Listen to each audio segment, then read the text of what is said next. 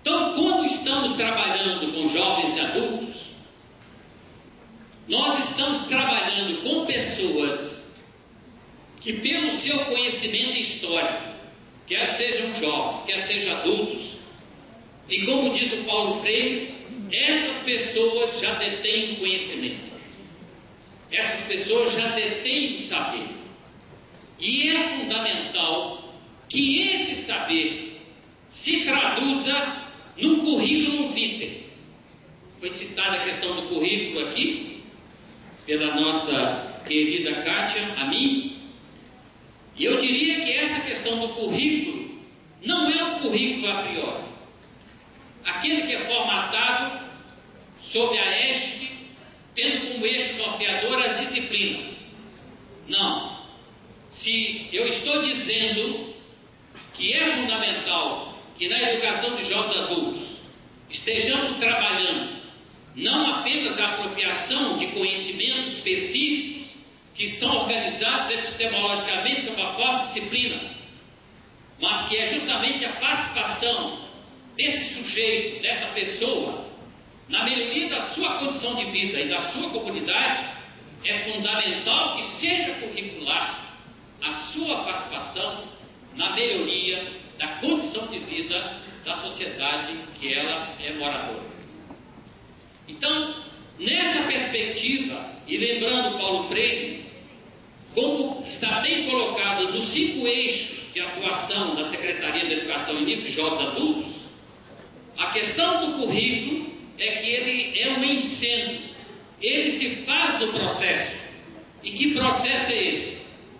É de eu, quando estiver trabalhando a educação de jovens adultos, eu esteja trabalhando a competência de mobilização e organização de educandos e educandos, e mobilizados e organizados estejam tomando iniciativas subjetivas, individuais e coletivas, da melhoria da sua condição de vida, e no caso de Brasília, da cidade em que mora, do conjunto de Brasília, e a partir do conjunto de Brasília, do conjunto do Brasil.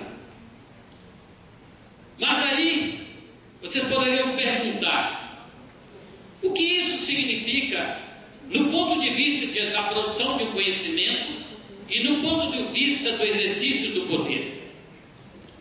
Aí vem a nossa concepção de política pública. Nós temos um certo problema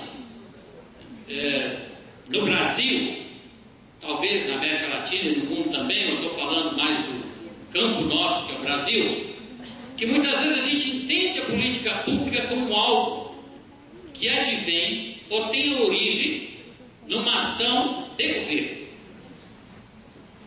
Nós muitas vezes não entendemos que à medida que eu desenvolvo um trabalho de educação de jovens adultos, em nível de um movimento social, em nível de uma organização popular, isso sinaliza uma política pública de educação. Agora mesmo nós tivemos a conferência da CONAI que terminou domingo passado aqui em Brasília. Eu estive lá como grevista da UNB. E como todos sabem, em Brasília, nós da UNB estamos em greve, no sentido da manutenção de uma reposição salarial que nós perdemos há 20 anos atrás com unidade referencial de preço. Eu estive lá. E qual foi a demonstração que a CONAI nos deu e nos dá? É que aquilo que foi discutido em nível nacional partiu da base nacional de organização dos cidadãos e cidadãs brasileiros em nível local, municipal, em nível estadual e depois em nível nacional. E o que é que a CONAI nos coloca? O que é que ela nos chama a atenção? É que a política pública não é algo que deve se restringir ao Poder Executivo, à decisão do Legislativo, a uma decisão do Judiciário.